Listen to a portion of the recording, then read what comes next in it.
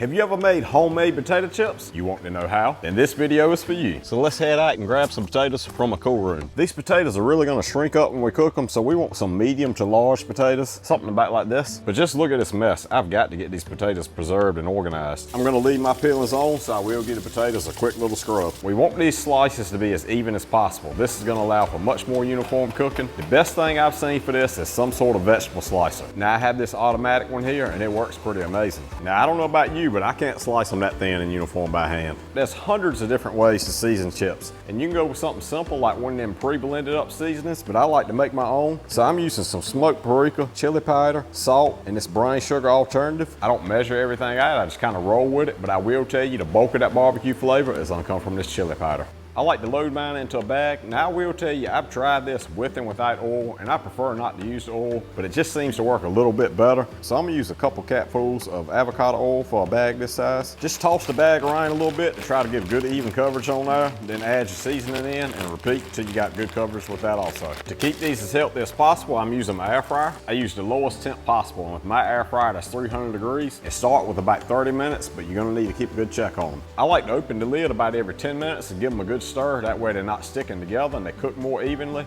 I like to cook them till they just start to get crispy. Then I'll shut the air fryer off and open up the lid, and they actually get more crunchy as they cool. If you cook them until they're crispy, they will be overdone and they'll taste burnt. When a batch is finished and they've cooled off some, but just listen to this crunch.